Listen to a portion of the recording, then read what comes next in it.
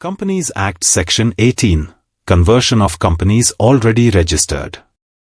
1. Conversion of company class. Section 18 of the Companies Act provides a framework for the conversion of companies that are already registered under the Act. This provision is significant because it allows companies to change their classification, enabling them to alter their corporate identity and structure while remaining compliant with the law. Under this section, any company that is registered under the Act and belongs to a particular class, such as a private company, public company, or limited liability company, has the right to convert itself into a different class of company. For example, a private company may convert into a public company or vice versa. However, this conversion process is not automatic. It requires the company to follow the procedures and comply with the rules set forth in this chapter of the Act. Requirements for conversion. To initiate the conversion process, the company must make the necessary changes to its Memorandum of Association, MOA, and Articles of Association, AOA, which are its key governing documents. The memorandum outlines the company's objectives, powers, and name, while the articles define the internal rules and governance structure of the company. These alterations must be made in accordance with the provisions specified in this chapter, ensuring that the company's foundational documents reflect its new classification. By converting into a different class of company, the organization may gain access to new business opportunities, adopt a different governance structure, or seek a change in its ownership or operational model.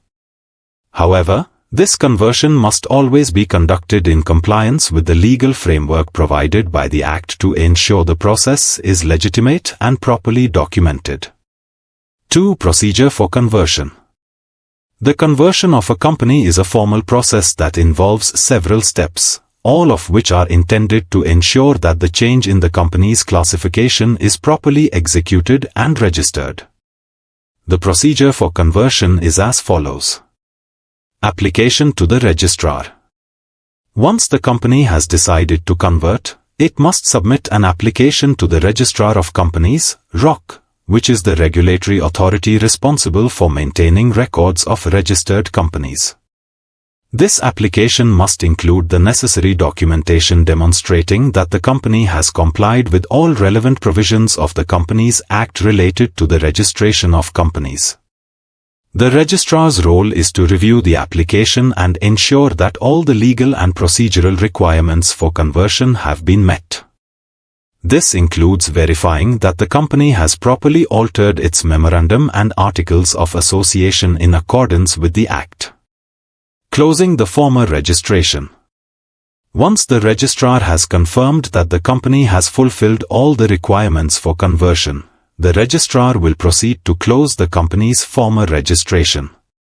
This means that the company will no longer be recognized as belonging to its previous class, example, private company, and will instead be treated as a new entity under its new classification. Issuance of a new certificate of incorporation. After the company's former registration has been closed, the registrar will register the updated memorandum and articles of association reflecting the company's new classification. Once these documents are registered, the registrar will issue a new certificate of incorporation. This certificate is an official document that confirms the company's new status and classification, similar to the certificate the company received when it was first incorporated.